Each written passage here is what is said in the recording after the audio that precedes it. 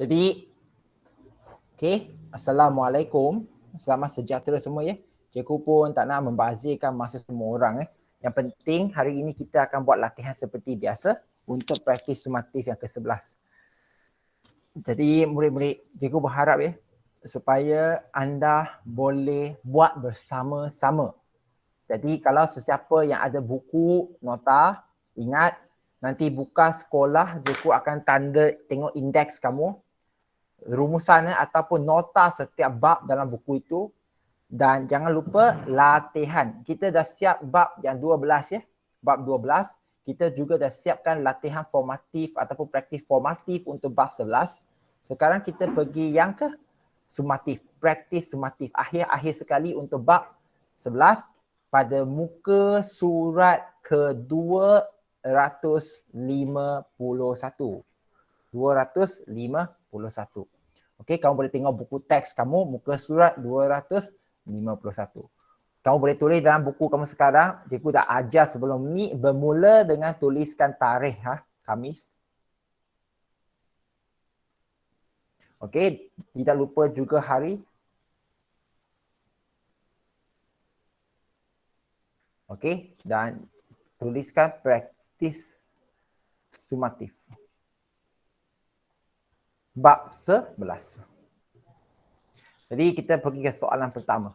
Jadi murid-murid, kalau anda baca soalan itu. Azmir menunggang motosikal ke arah utara dengan jarak 24 km. Ke utara, dia bergerak ke utara. Xiang Beibian. Okey, 24 km. Kemudian ke arah barat untuk 12 km. Akhirnya ke arah selatan dengan jarak 12 km. Sebelum dia berhenti untuk berehat. Perjalanan itu mengambil masa selama 2 jam. Maksud dia jalan ke utara 24 km, ke barat 12 km, ke selatan 12 km, ambil 2 jam. Kita boleh nampak di Raja 1 ni. Inilah dia. Dia bermula ni sini. Asal. Sampai ke destinasi. Penting Jadi kalau kamu tengok soalan A, berapakah jarak? Okey cikgu, saya tahu. Jarak tambahkan semua, jumlahkan. Betul.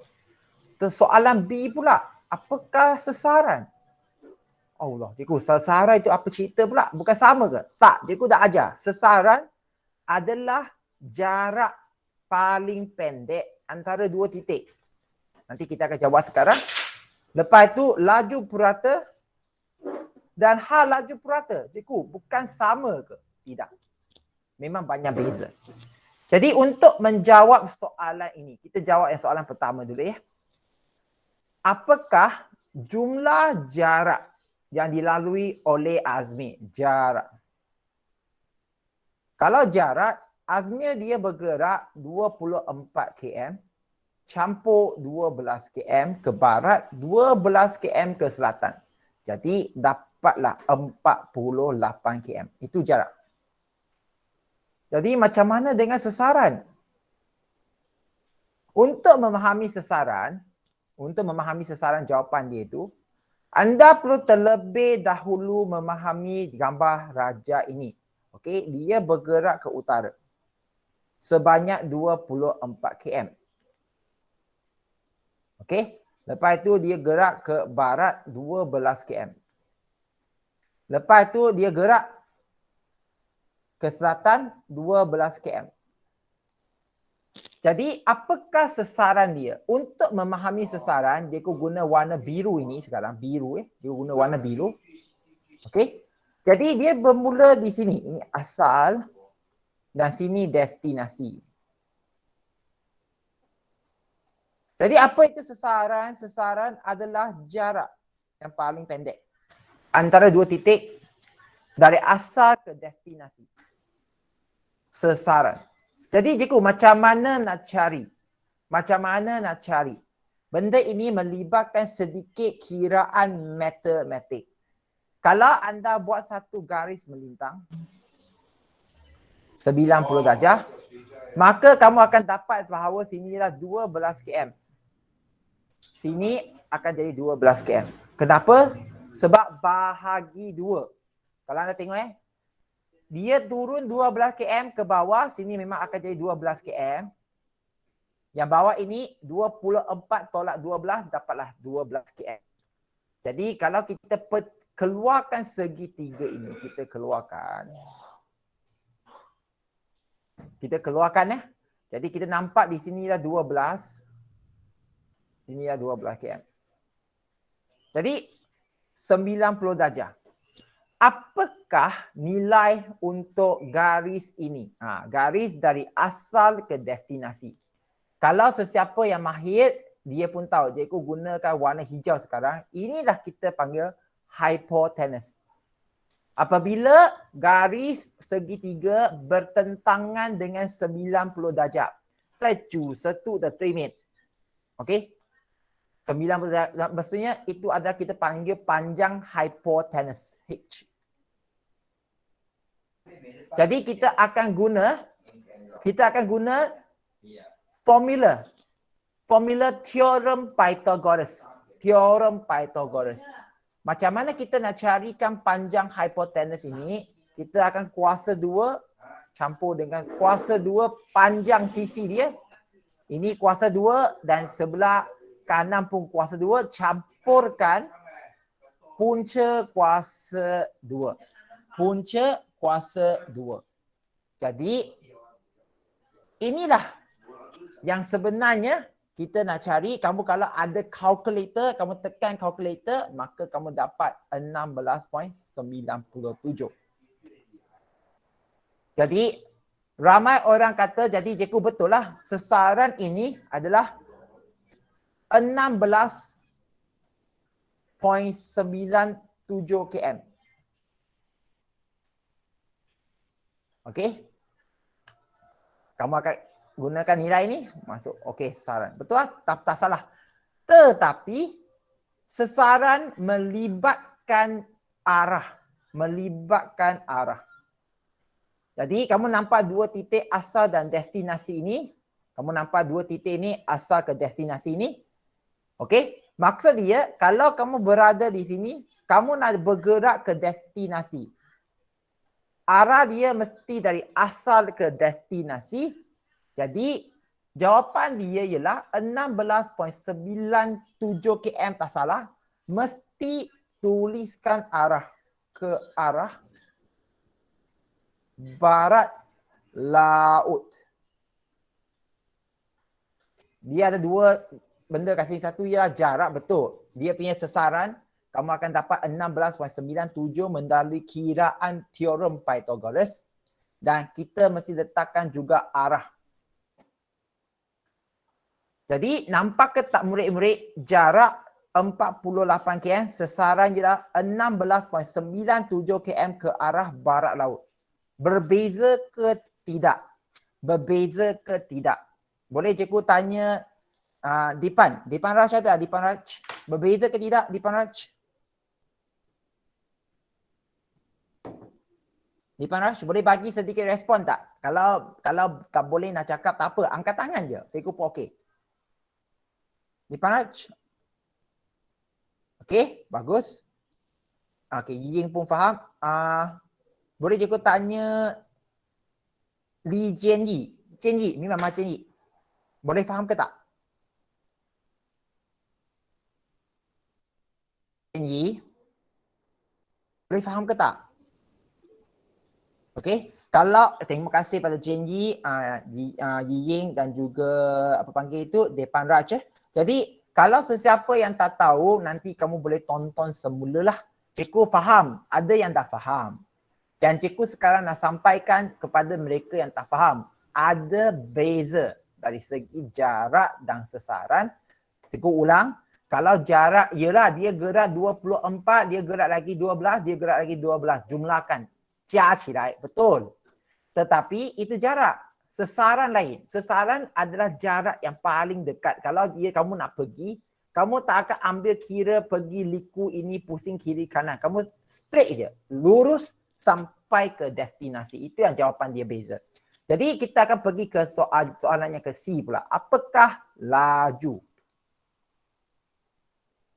Faham laju, konsep laju ialah jarak bahagi masa. Jarak bahagi masa. Jadi jarak ialah dia bergerak 48 km. Masa yang dia ambil ialah 2 jam. Maka kamu dapatlah 24 km per jam. Okey, 24 km per jam. Itu untuk laju. Tetapi hak laju lain. Hak laju formula dia ialah sesaran bahagi dengan masa. Maka kamu tak boleh guna 48, kamu boleh guna 16.97 km ini. Bahagi dengan 2 jam. Okey, bahagi dengan 2 jam. Jadi kamu akan dapat dalam 8.485 km per jam. Jadi murid-murid, kalau anda betul-betul fokus dengar di sini, kamu akan nampak had laju dan laju masing-masing memberi jawapan yang berbeza. Berbeza. Satu 24 km per jam, satu yang 8.485 km per jam. Itu yang menjadikan dia berbeza. Sebab satu menggunakan jarak. Satu menggunakan sesaran. Boleh ikut ke tak? Boleh je ikut tanya Nasro dan juga Syazah. Nasro dan Syazah. Boleh faham ke tak?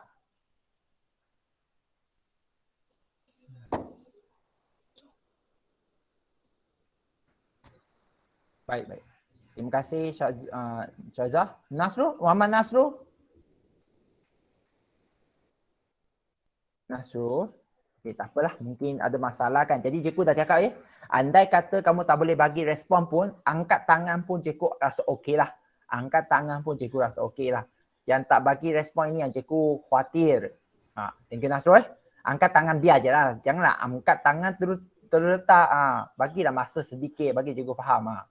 Okey. Jadi terima kasih pada Nasrul Nizam ya. Jadi cikgu sambung sekali lagi untuk soalan B. Bukan B. Soalan kedua.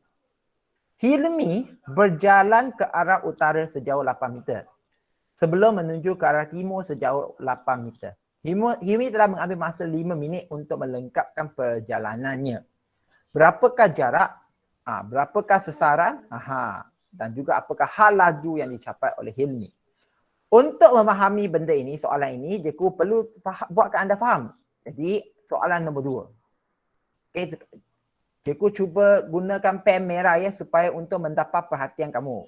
Pen hitam nanti kata boring kan. Tak boleh nak fokus. Jadi kita guna pen merah. Cikgu guna pen merah, kamu guna pen hitam. Jadi Hilmi, dia berjalan. Sebelum kamu nak jawab A, B, C, D, kamu perlu faham.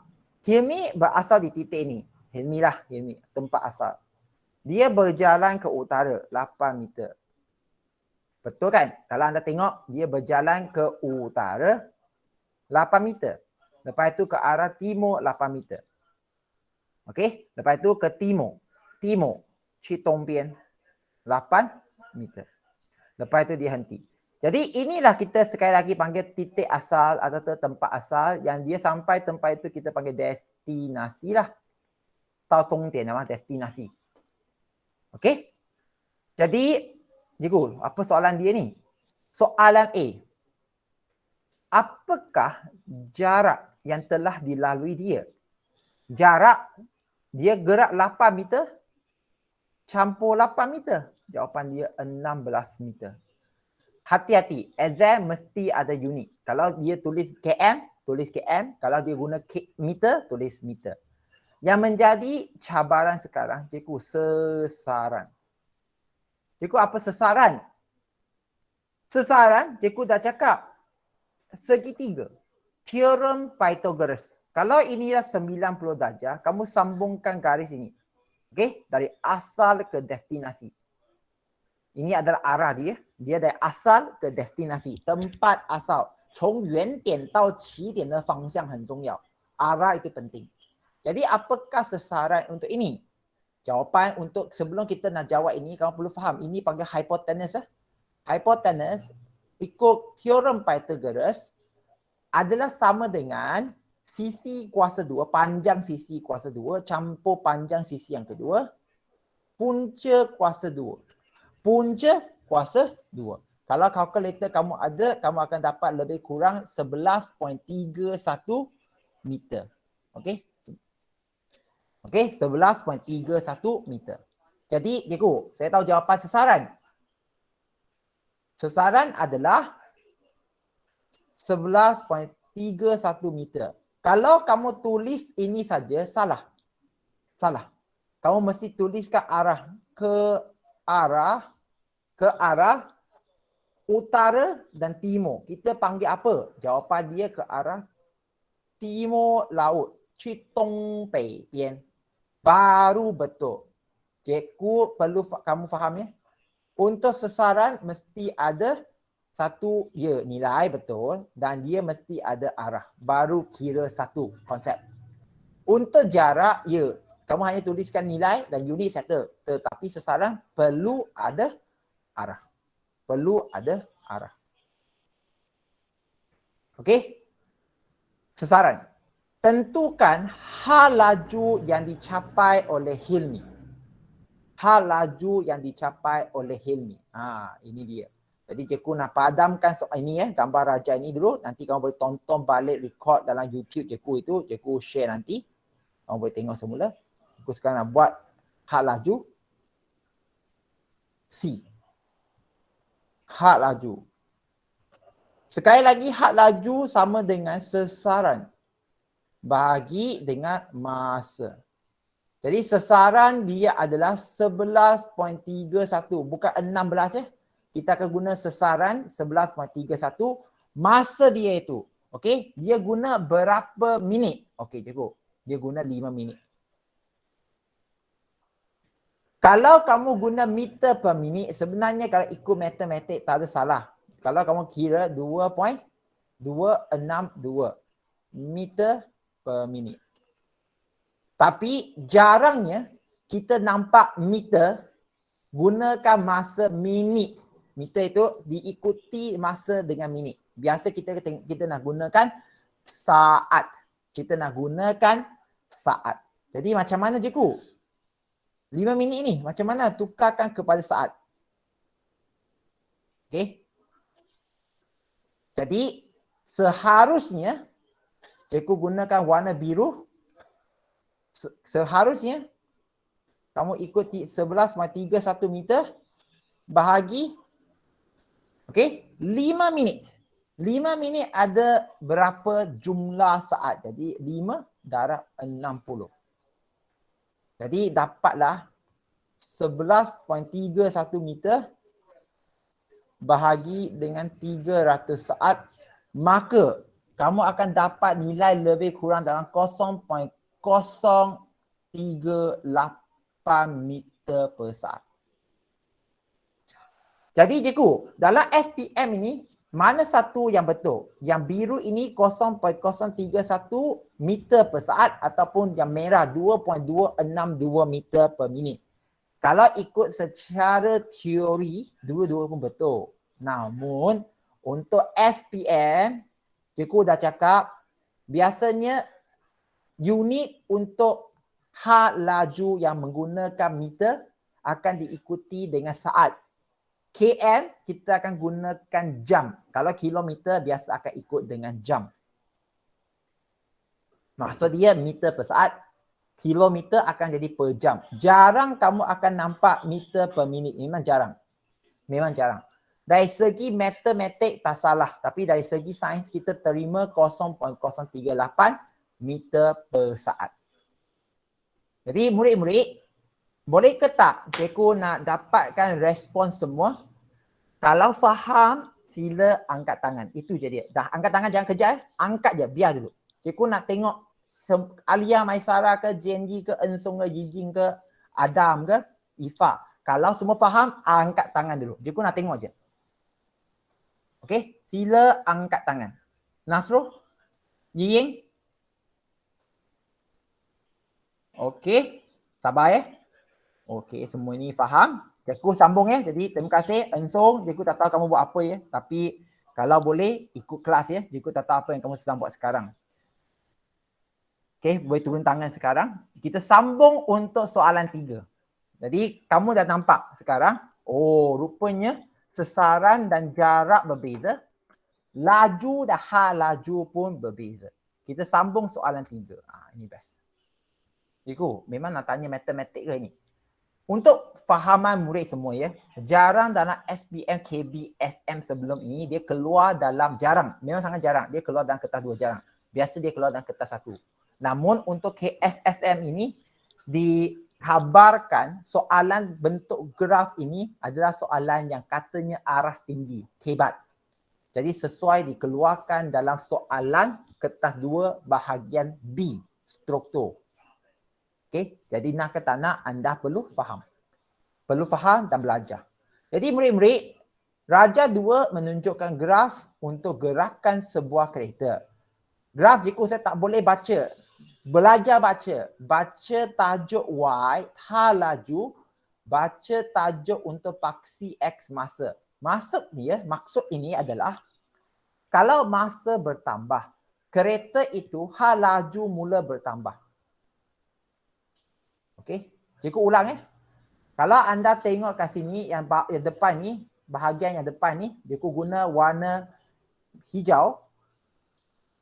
Yang ini, ya, kamu nampak hal laju bertambah. Istilah itu kita sebenarnya panggil kenderaan kereta ataupun kereta itu sedang buat pecutan, jasu. Macam kat highway. Okey?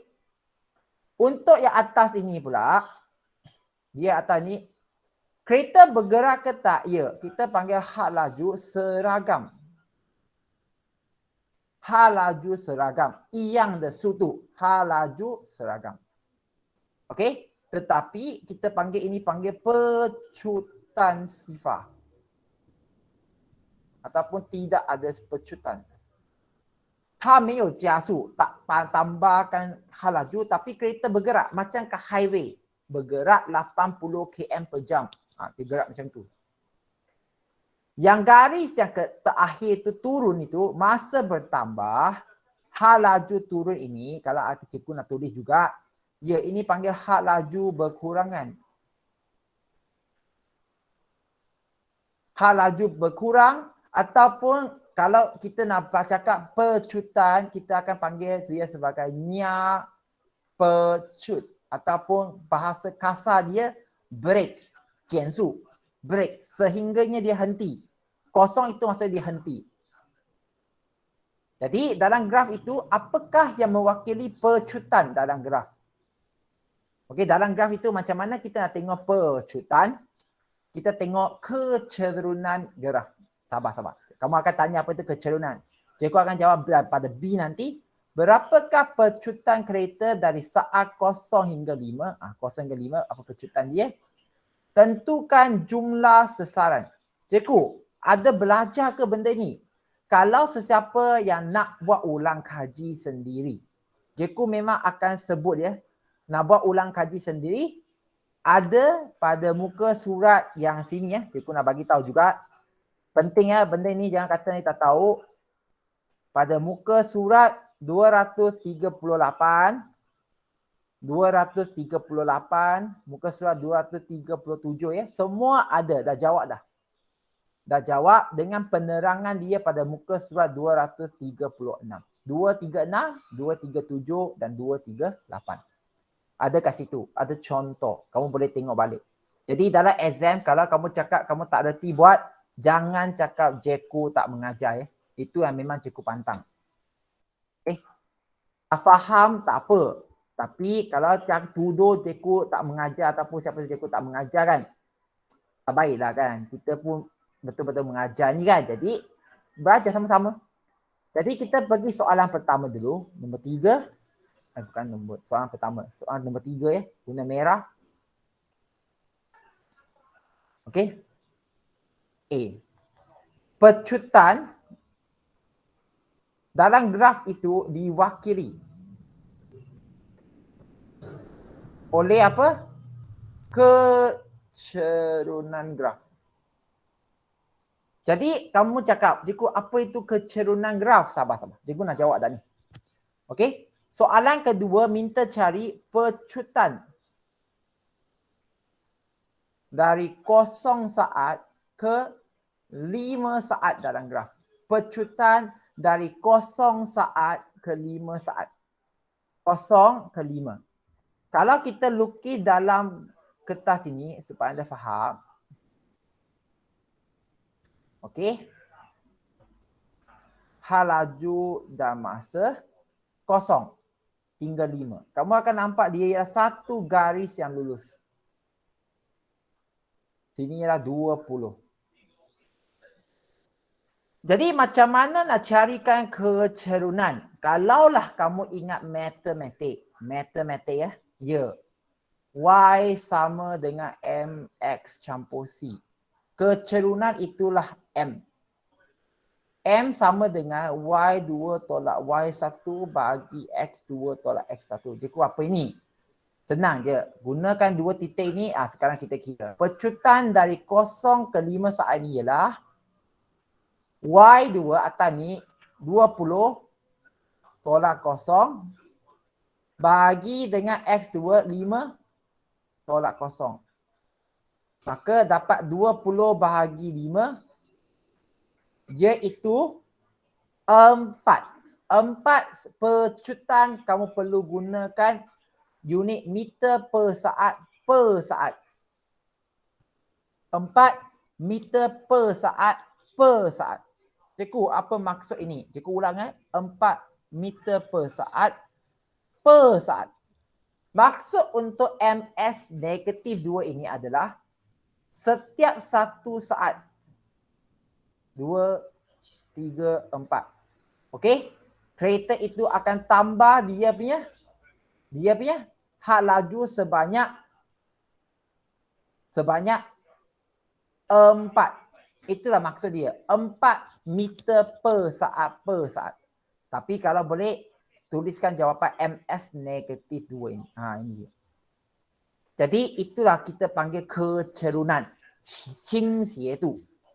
它的斜的那个度数我们可以找，不是度数斜的那个斜那个波的那个算法这样算。Jadi boleh faham ke tak? Cikgu nak tanya Nur Ifah. Ifah faham tak Ifah? Ifah? Okey, terima kasih. Cikgu nak tanya soalan lagi. Adam Haris. Muhammad Adam Haris. Boleh faham tak? Bagus. Okey, terima kasih atas respon ya. Jadi tak faham. Depan Rush tak faham. Apa yang tak faham?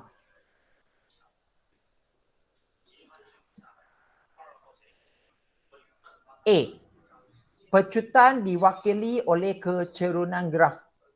Maksud dia soalan tanya apakah itu pecutan dalam graf? Jawapan dia ialah kecerunan graf.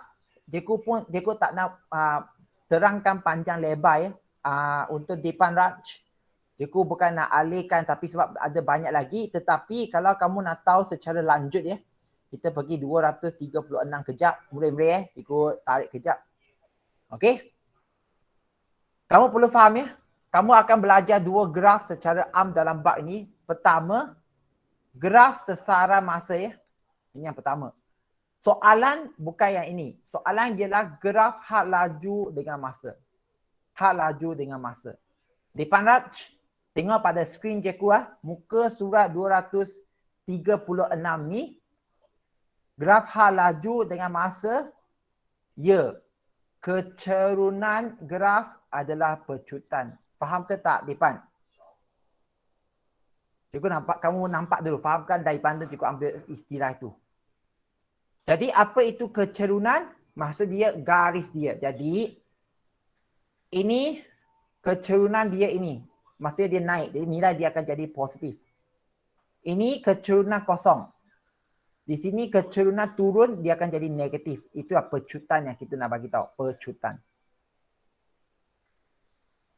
C, soalan C dia minta kita cari sesaran. Sesaran rujuk kepada luas di bawah graf. Luas dia. Depan? Okey ke tak depan? Thank you Jadi sekarang kita carikan dia punya sesaran. Dalam graf itu sesaran rujuk kepada luas. Luas untuk garis yang ada luas. Sorry cikgu tarik macam tu harap tak pening Jadi luas dia ini adalah kalau anda tengok bentuk dia ini, bentuk untuk carikan sesaran, kamu perlu faham bentuk dia dulu, bentuk. Jadi kamu ada satu benda yang berbentuk macam ni. Di mana bawah itu ialah 30, kosong ke 30 maksudnya 30. Okey? 30 sini ya 30. Atas ni berapa? 20 tolak 5. 20 tolak 5, 15. Lepas tu tinggi dia. Tinggi dia ialah 20. Jadi sesaran, maksudnya jarak yang telah digerak oleh kenderaan itu, 它走过最短的距离 sesaran. Sama dengan formula. Ini adalah bentuk trapezium. Okey, kalau guna matematik, formula untuk luas trapezium ialah 1/2 A campur B darab dengan tinggi. Jadi 1/2 15 campur 30 darab dengan 20. Okey, darab dengan 20. Maka dapatnya berapa nilai ini? Dapatnya berapa nilai? Jawapan dia 450 meter. Kalkulator keluar tekan, kamu akan dapat 450. Nilai untuk ini dari tadi semua ialah meter. Jadi ini ialah meter. Sesaran jarak dia. Maksud dia dalam graf ini dengan kereta yang gerak pecut. Okey, hal laju seragam. Lepas itu dia break. Dia telah berjalan sebanyak 450 meter. 450 meter.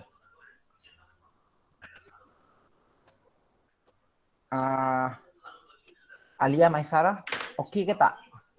Ian Adura boleh faham?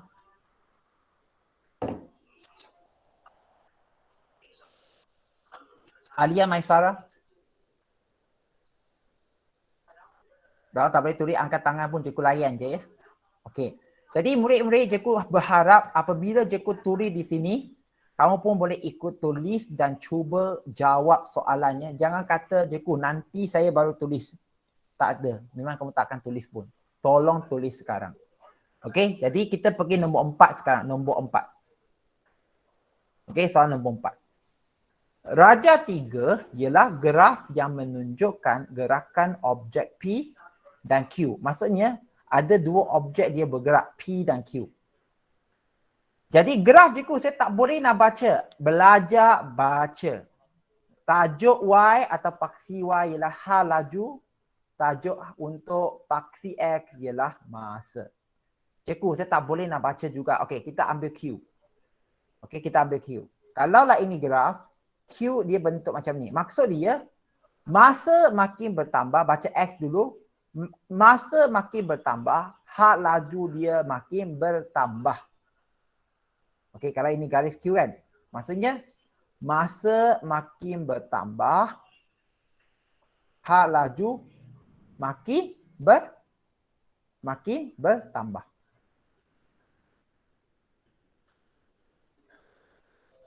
Itu Q.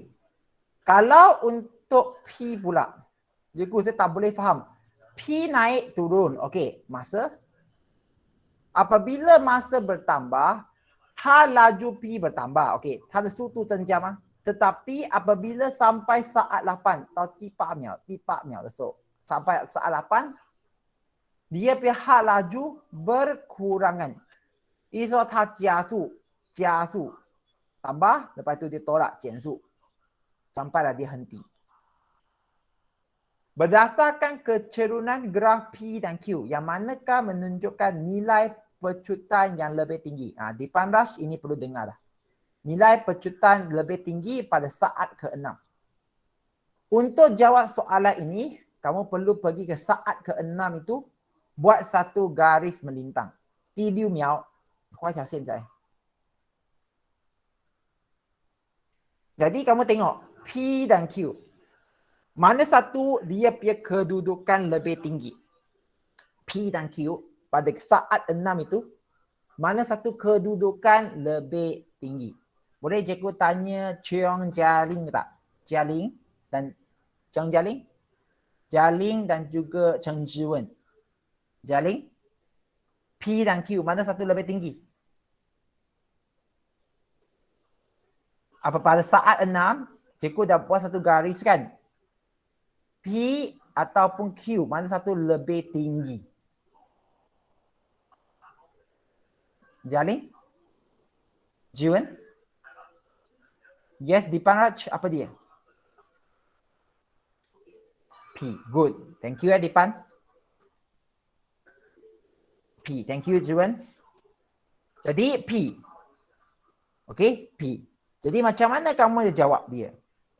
Okey, yang manakah nilai pecutan lebih tinggi pada saat ke-6? Jawapan dia adalah, kalau ini soalan nombor 4. Ya, jawapan dia P.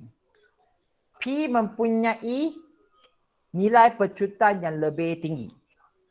Kenapa? Ataupun cikgu bagi ayat lengkap lah. P mempunyai nilai pecutan lebih tinggi pada saat 6. Kalau kamu tak tulis ini tak apa tau. Tapi juga nak bagi ayat je. Kenapa? Jadi ini yang perlu tulis. Ini disebabkan.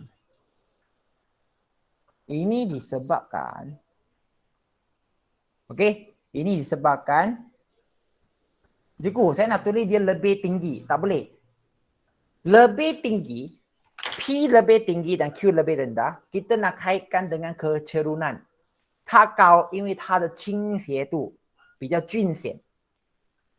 Kalau lah P dia cerun lebih tinggi. Q cerun dia lebih rendah. Ini disebabkan nilai kecerunan P lebih besar berbanding kecerunan Q. Okey? Nilai kecerunan bermaksud nilai kecerunan mewakili nilai pecutan. Okey, nilai pecutan. Jadi kalau sesiapa yang tak boleh faham, ingat, kamu pernah belajar graf. Graf cikgu bagi dua garis. Andai kata garis ini garis A dan B. Garis yang kedua ini C dan D. A dan B yang ini kita kata kecerunan dia lebih tinggi. C dan D yang ini kita panggil kecerunan lebih rendah.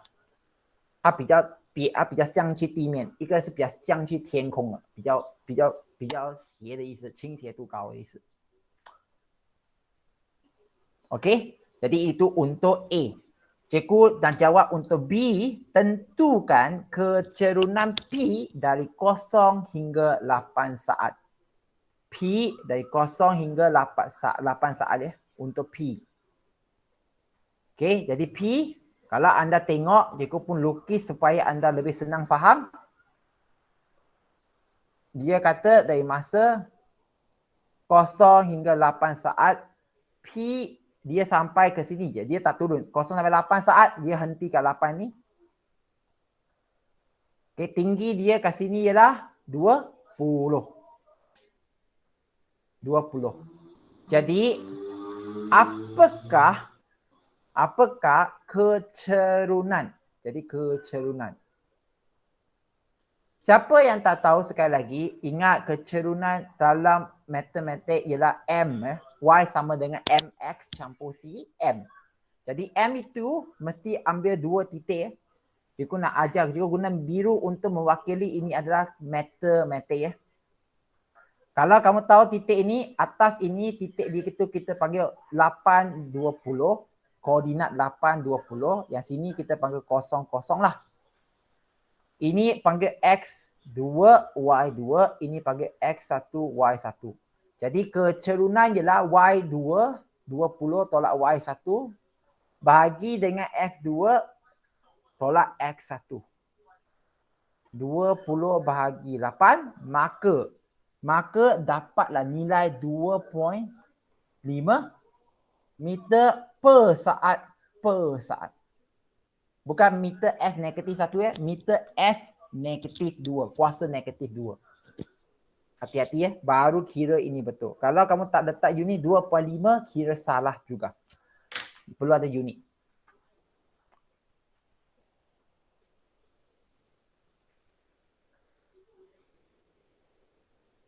Okey? Cikgu nak tanya. Boleh faham ke tak? Kalau faham, sila angkat tangan. Minta angkat tangan semua. Minta angkat tangan ya. Sebab cikgu nak respon juga ya.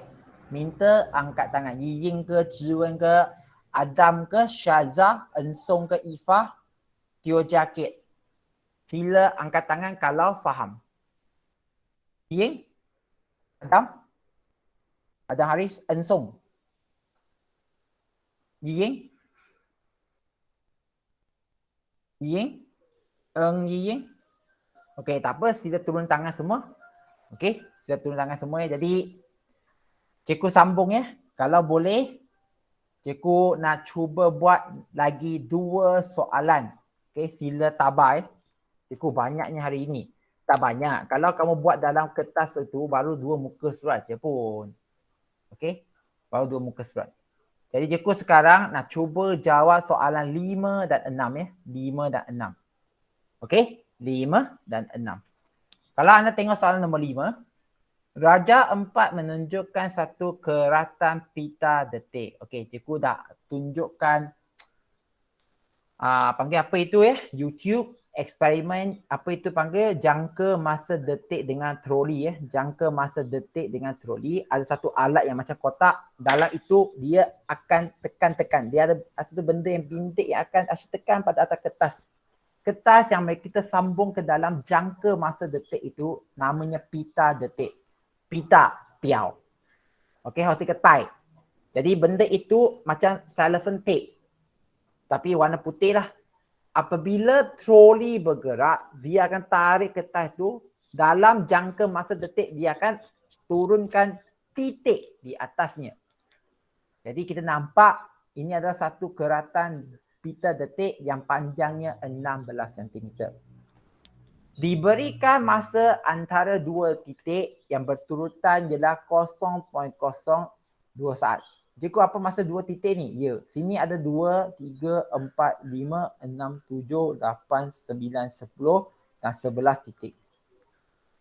Perlu faham dia juga mewakili 10 detik. 11 titik ada 10 detik masa. Okey? Setiap 2 titik ini mewakili 0.02 saat. Kalau masa untuk 10 detik, masa untuk 10 detik adalah 10 darab 0.02, maka dapat 0.2 saat. Maksud dia, dalam pita ini, dia ada 10 detik. 它按了11个点，代表着10个的那个点数点。Panjang itu satu hal. Kalau kamu ada panjang dia, kamu ada masa, boleh cari had laju dia ke tak? Boleh cari had laju ke tak? Yang 可以找到它的速度吗？ Jawapan dia boleh. Sebab had laju sama dengan sesagi dengan masa. Pertama A, tentukan had laju. 2, nilai pecutan bagi pita detik ini. Jadi cikgu nak jawab soalan ini juga ya. Nombor 5. Okay, nombor 5 ya. A. Apakah had laju? Had laju. Jadi hal laju dia adalah 16 cm. Ya, pita detik itu ada 16 cm. Okey, tengok dalam soalan itu dia dah bagi 16 cm. Jadi dia ada 10 detik. 10 detik masa dia adalah 0.2 saat. Cikgu, bukan 0.02. 0.02 ialah 1 detik. 0.02 saat masa 1 detik. Sekarang dalam pita ini ada 10 detik.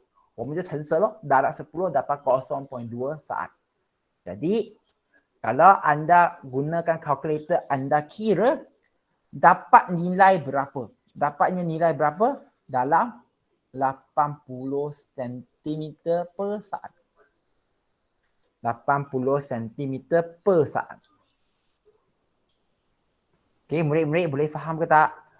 Jadi maksudnya troli itu bergerak 80 cm per saat dengan pita 16 cm ini kita mampu kira sebab ada sasaran, ada masa. Syaza, boleh faham Syaza? Alia Maisarah boleh faham?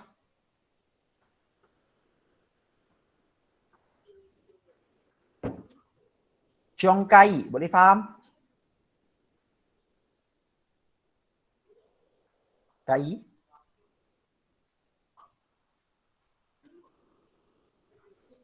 Ciongkai? Cikgu faham ya, memang kadang-kadang KL ni ada lain masalah lain. Cikgu faham. Ciongkai nanti kalau sempat respon juga. Bagus-bagus. Jadi apakah nilai pecutan? Cikgu, pecutan tu, ya. Ada ke tak pergerakan troli ini nampak menjadi makin laju? Maksudnya makin panjang jarak dia. Kalau anda tengok yang pertama ini jarak dia dengan jarak hujung, cikgu guna A dan B lah. Sama ke tak sama panjang dia? Kalau sama panjang, maksud dia had laju seragam.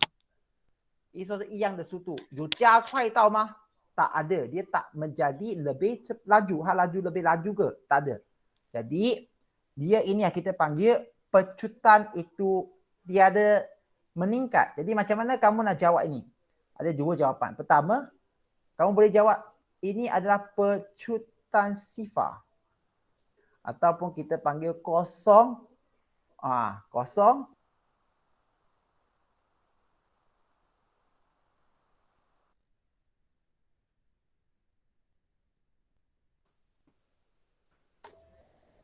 Maksud dia pecutan sifar, hal laju dia sama.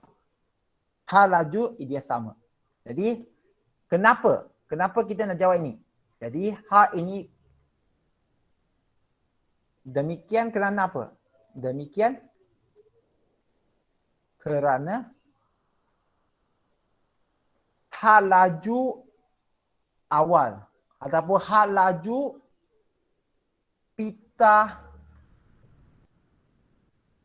detik adalah malah. Cikgu, saya tak faham hal laju pita detik adalah malah. Kamu boleh gantikan dengan ayat hal laju awal yang tadi cikgu kata A itu adalah sama dengan hal laju akhir. Yang cikgu kata B. Inilah kita panggil pecutan sifar. 它前面的速度跟后面速度是一样吗？没有加快加慢吗？只是零咯。Pecutan sifar. Pecutan sifar. Ya, cikgu pernah janji kita masuk kelas belajar 3 hingga 5 soalan ya. Tapi hari ini lebih kepada kiraan. Cikgu nak ambil juga soalan nombor 6 sebagai penutup topik hari ini. Okey, kita jawab soalan nombor 6 ya. Soalan nombor 6. Okey, jadi untuk soalan nombor 5 ini, tak hairan pun kalau dia tanya dalam kertas 2 bahagian B. Kertas 2 bahagian B. Dia juga boleh masuk ke dalam bahagian A sebagai soalan eksperimen yang kamu menjawab melalui analisis keputusan. Ini adalah keputusan yang anda buat dalam eksperimen troli bergerak Jadi, kamu perlu jawab apakah hal laju, nilai pengecutan ini semua adalah kiraan yang boleh juga masuk dalam bahagian A. Bahagian B boleh, bahagian A pun boleh. Flexible. Okey. Jadi pergi soalan nombor 6. Sabar bersama dengan cikgu. Kamu nampak P dan Q, saiz berbeza. Tapi cikgu nak kau bulatkan jisim yang sama. Jisim yang sama. Maksud dia, walaupun kamu nampak dua-dua ini lain besar dia, kalau ini 5 kilogram, Q pun 5 kilogram. Sebab soalan bagi tahu, jisim yang sama. Jadi, apakah maksud inertia? Dia tanya. Bongkar kayu yang manakah memberi inertia yang lebih besar? Jelaskan. Nyatakan hukum gerakan Newton pertama. Kamu boleh cari di atas sebenarnya dalam buku teks. Jadi, cikgu nak jawab soalan ni. Jadi, anda bersedia ke belum? Anda dah bersedia ke belum? Okey, kalau bersedia, jadi cikgu nak tulislah dalam kertas tadi. Cikgu nak tulis banyak juga. Jadi, harap semua boleh ikut. Soalan nombor 6. A. Apa itu inertia? Inertia, kalau untuk Cina budak Cina, kuansing. Okey, maksudnya kalau dalam bahasa kasar lah, kita biasa cakap inertia adalah hukum di mana apa-apa objek menentang untuk berubah, menentang. 反对变化. Dia susah. Cikgu, apa contoh dia? Contoh inertia yang kamu boleh senang ingat adalah kalau kamu duduk. Kalau orang nak gerakkan kamu, susah. Juga maksudnya, kalau kamu duduk, orang tolak kamu untuk kamu bergerak, susah. Cikgu, saya tak boleh faham. Itu adalah inertia yang pegun tau. Benda objek tak bergerak. Maksudnya objek tak gerak, kamu nak gerakkan susah. Dan ada inertia juga untuk objek yang bergerak. Tadi tak faham. Sekarang objek bergerak ada inertia. Maksud dia, kalau kamu berada dalam bas, 如果你在一个巴士里面, pemandu bas itu tiba-tiba break. Dia tengah jalan laju, tiba-tiba dia break. Kenapa badan kamu macam akan tercampak keluar? 你的身体就好像要被推出去这样。Cikgu dah cakap dalam kelas sebelum tu, ini bukannya kuasa goib ataupun hantu ke apa tak. Ini kita panggil inertia. Badan kamu ikut bas bergerak, apabila bas itu tiba-tiba henti, badan kamu masih gerak. Jadi dia nak kekalkan dia bergerak, jadi bas henti tiba-tiba, badan kamu akan macam ke depan, macam kena tolak ke depan. Jadi itulah inertia. Inertia ialah sifat semula jadi. Okey. Sesuatu objek.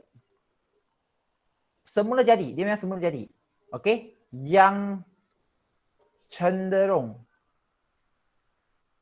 menentang sebarang perubahan. Okey? 它会倾向不要变化, menentang sebarang perubahan. Perubahan apa? Keadaan asal. Okey? Objek 它原来的位置 dalam keadaan pegun. Okey? Atau sedang bergerak. Cikgu, panjangnya. Ya. Tapi perlu hayati. Yang penting, dia memang sifat semula jadi menentang sebarang perubahan daripada keadaan asal. Maksudnya, kalau dia duduk diam, dia tak nak gerak. Kalau dia dah gerak, kamu nak hentikan dia, dia susah nak hentikan. Sebab itu orang kata. Inertia kalau nak gunakan dalam sastera lah, 如果你们写在你们的文章里面，写在那些作文, inertia, senang je. Kalau orang itu memang tak nak usaha apa-apa, duduk diam saja macam sains lah, tak nak buat apa-apa, tak nak masuk kelas kan. Memang susah untuk kita nak gerakkan dia. Melainkan kalau dia dah belajar, sikit-sikit dia belajar dari dulu. Orang nak minta dia henti belajar pun susah. Dia nak belajar, dia nak teruskan. Jadi, Diban, boleh faham tak Diban? Diban?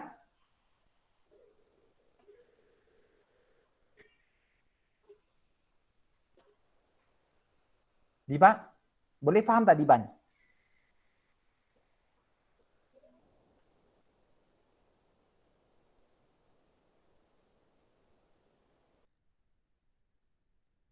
No Ifa, boleh faham tak Ifa? Ya, ya, Diban, bukan Diban, Dipan. Dipan Raj boleh faham? Boleh faham tak? Okey. Jadi Ifa, Ifa boleh faham Ifa? Ifa? No Ifa? Ifa? Nur Ifa? Okey, tak apa, mungkin lain masalah. Okey, bagus, bagus. Terima kasih ya. Cikgu sambung ya. B pula. Soalan B. Kalau anda tengok soalan B, mana satu mempunyai inertia yang lebih besar? Okey, mana satu mempunyai inertia yang lebih besar? Jangan risau ya, bentuk inertia ni nanti balik sekolah kamu akan buat PK ya. PK untuk inertia, eksperimen. Jadi, inertia tak ada kaitan dengan saiz, dia berkait dengan jisim. Jadi kedua-dua bongkar kayu, okey, mempunyai jisim yang sama. Apa? Tanya. Soalan tanya inertia kan? Jadi kita jawab soalan dulu. Akan mempunyai inertia yang sama. Yang sama kerana jisim kedua-dua bongkar kayu adalah sama. Yang penting inertia yang sama. Sebabnya jisim sama. Jadi apa yang hukum gerakan Newton pertama sebut? Okey, Newton TE tahu dia semua. Hukum gerakan Newton pertama. Hukum bukan hukuman, hukum sorry. Tulis terlaju. Hukum gerakan, bukan gerak, hukum gerakan. Betul. Hukum gerakan Newton pertama. Okey, menyatakan. Cikgu, perlu hafal lagi ke? Dia bukan hafal lah. Dia lebih kepada cikgu dah cakap menghayati. Bahawa dia nyatakan objek. Dia memang kait dengan inertia. Maksud dia cenderung untuk kekal dalam keadaan yang sedia ada. Objek, okey, secara semula jadi cenderung. Okey, cenderung kekal dalam keadaan asalnya. Okey, dia memang sama macam inertia je. Sama ada pegun tidak bergerak atau bergerak dengan had laju seragam. Okey, jika tidak ada daya luar yang bertindak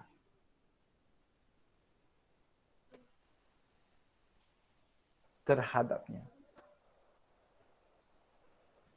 Okey, Jeku, mana kamu boleh dapat benda ni semua? Semua ada di dalam buku teks. Kalau sesiapa yang betul-betul nak belajar, andai kata kamu nak belajar sendiri kan, ulang kaji. Jeku panggil itu ulang kaji. Muka surat kat sini Jeku tak ada sampai 246. Muka 426 246. Itu kan 45 atas kan. 46 246 Hukum gerakan Newton pertama menyatakan bahawa suatu objek akan kekal dalam keadaan asalnya, iaitu sama ada pegun atau sedang bergerak dengan laju yang malah jika tiada daya luar yang bertindak terhadapnya. Dalam bahasa lain, inilah yang dia cerita pasal inertia. Okey? Jadi kita akan cenderung kekal apa yang sedia ada. macam kita lah. Kalau kamu dah belajar, kamu akan terus belajar.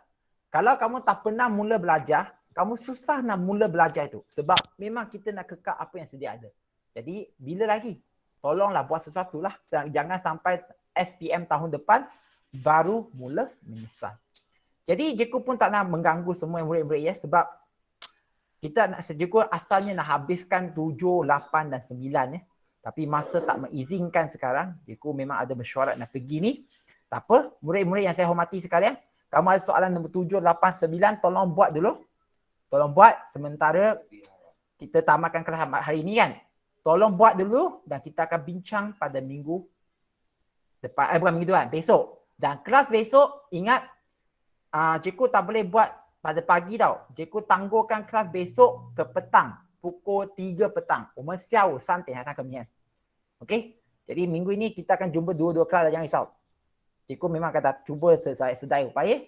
Besok pukul 3 petang ya. Jadi itu saja daripada cikgu hari ini. Okey, sebelum kita tamatkan kelas, cikgu minta izin semua supaya buka kamera. Tolong buka kamera ya. Cikgu nak ambil kedatangan. Screenshot kehadiran ya. Sebelum kamu boleh isi juga kehadiran itu, tapi cikgu nak ambil juga screenshot ni. Tolong buka kamera anda. Kalau malu, macam ni ya. Tekan macam ni, tutup ke kamera. Malu lah tutupkan kamera. Okey je. Okey, sila buka kamera sekarang. Alia ke, Jalin ke, Adam Haris ke, Ian Adura, Ensong, Himia, Dio Jakit, Ifa, Depan Ras. Sila. Okey, tak apa, Ian Adura tak apa.